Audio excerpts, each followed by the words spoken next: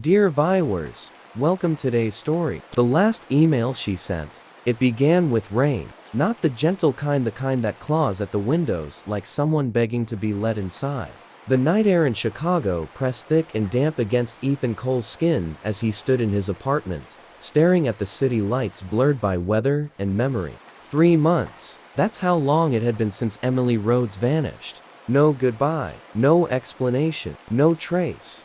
Just silence. People don't disappear in real life, not without someone noticing. But Emily did. Every unanswered call chipped away at his sanity. Every night, sleep slipped further away. And every morning, he woke hoping today would be the day she'd reach out. He didn't know whether to be angry at her or terrified for her. Then 11:57 p.m. on a storm-beaten Thursday, the universe decided to answer. A sharp ping disturbed his silence. One new email from Emily Rhodes. Subject: I need to talk to you. Please. Ethan's heart stopped. His hand trembled as he clicked the message. Ethan, someone is watching me. He follows me, listens to my calls. I can't use my phone. He checks everything. If anything happens to me, remember I tried. I never wanted to leave. Ethan read the lines again and again. The words blurred. Before he could even process the shock,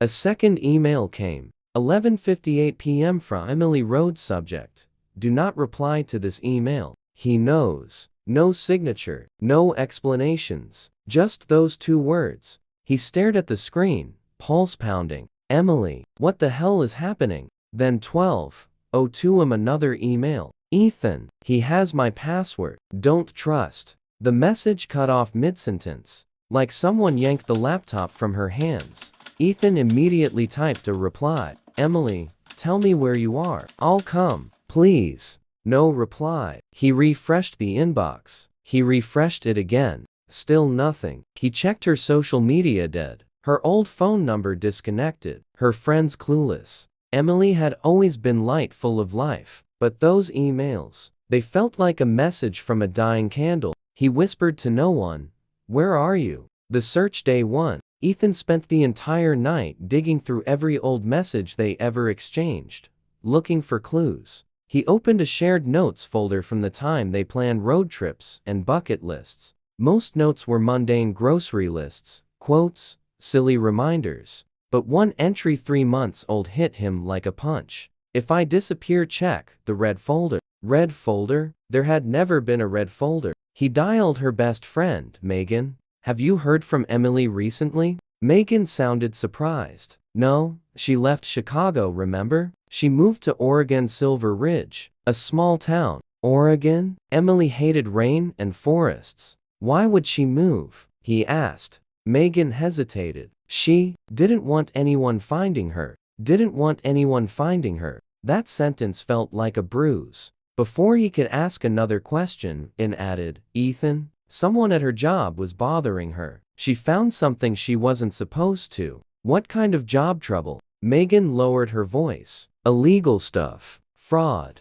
Stolen identities. She didn't want us involved. Fraud. Identities. Danger. Ethan's stomach twisted. He booked a flight to Oregon. Silver Ridge Day 2. The town felt like a secret. Fog curled around the streets and clung to rooftops. Houses leaned like old men guarding ancient stories. Everything felt too quiet. Emily's apartment was located on a lonely street near the woods. A rusty sign hung from the gate, half snapped. He knocked. No answer. An old woman, Emily's neighbor, peeked out. You looking for the girl who lived here? Yes. Emily Rhodes. The woman stepped closer. She left at night. In a hurry. Hurry how? She was scared. Said someone was after her. A man with a black SUV. Tall. Bald. The description matched no one Ethan knew. The neighbor leaned closer. If you're smart, leave. But Ethan wasn't smart anymore. He was desperate.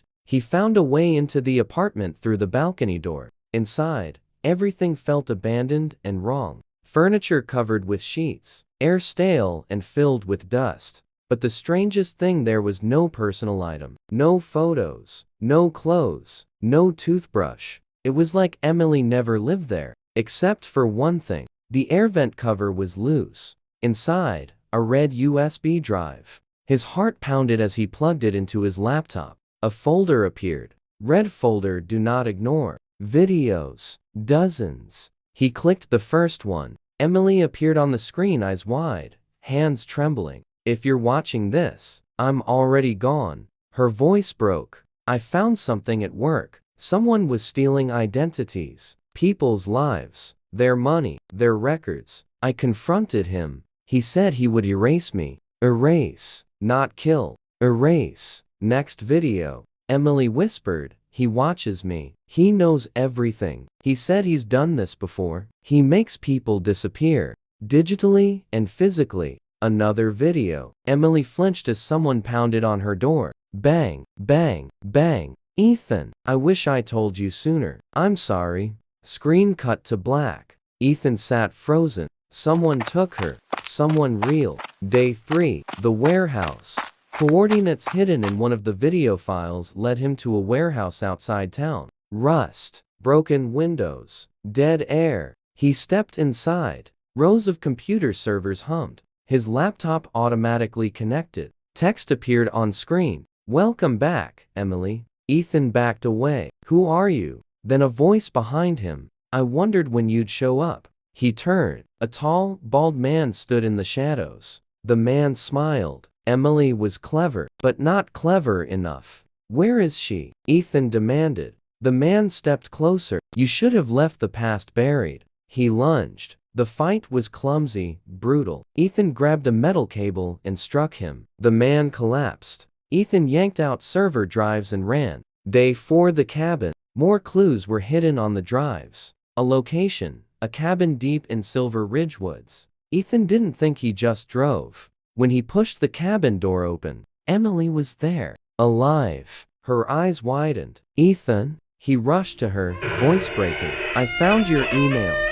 She froze. Emails? Ethan, I don't have access to my accounts. He changed the passwords the night I disappeared. The room spun. If she didn't send the emails, then who did? Her laptop suddenly pinged. A new email. From Emily Rhodes. Subject, run. Message, he's behind you. Ethan turned. The bald man stood in the doorway, bleeding from the earlier fight. He lunged again. Emily grabbed her laptop and slammed it against his head. He fell. Police arrived minutes later. Megan had traced Ethan's location and called them. The man was arrested. Emily and Ethan were safe. Or so they believed. Epilogue. 3 weeks later, Emily entered witness protection, moved to a safe facility. New identity, new life. Ethan tried to heal, tried to forget. But at 11:57 p.m., his inbox pinged. One new email. From Emily Rhodes. Subject, I need to talk to you, please. He replied, Emily, is that you? Seconds later, you should have left the past buried. Ethan stared at the screen. Rain tapped the glass. Just like the night